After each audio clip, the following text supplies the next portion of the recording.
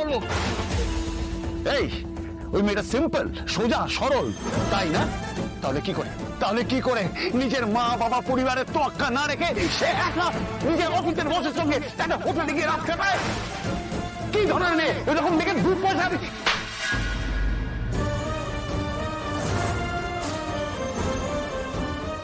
বারবার সাবধান করছিলাম, তুই এই কাজটা করাতে আমাকে বাধ্য করলে।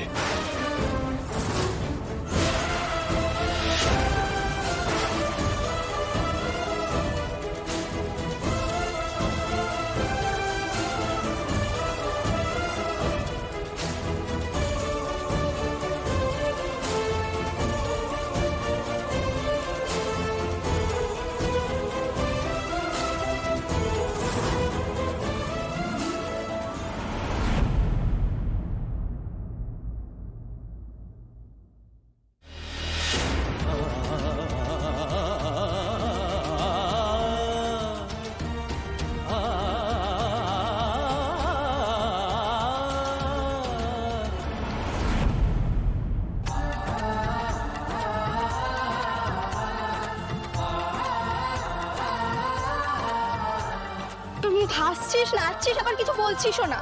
স্যার হ্যাঁ বলেছেন তো? জিও, তবে একটা মজার ব্যাপার হয়েছে জানিস। মানে মানে উনি জানেন না যে উনি আমাকে বলেছে।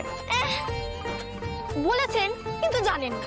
আর কিভাবে বলেছেন বলতো? আই লাভ ইউ বলেছে তো? হ্যাঁ রে বাবা, নিজে মুখে বলেছেন। ওর মন উজাড় করে বলতে চায় আমি তোকে ভালোবাসি অপর্ণা। কিন্তু জানিস তো, উনি ভেবেছিলেন আমি বোধহয় ঘুমাচ্ছি। আমি তোমাকে সত্যি খুব ভালোবাসি, আমি বলে উঠতে পারছি না। আমি জানি আমি কোনোদিনও বলতে পারবো না, আমি কোনোদিনও বলতে পারবো না।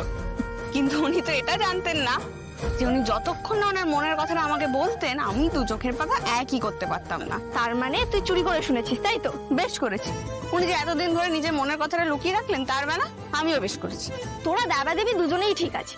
হ্যাঁ বয়সের একটু তফাৎ আছে ঠিকই, কিন্তু দুজনেই সমান। কি? হ্যাঁ মানে হচ্ছে made for each other.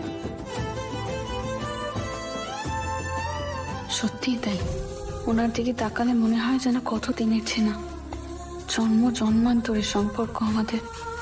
Destiny আমাকে ওনার সাথে জুড়ে দিয়েছেন। আমার নিয়তি উনি, আমার ভবিতব্য।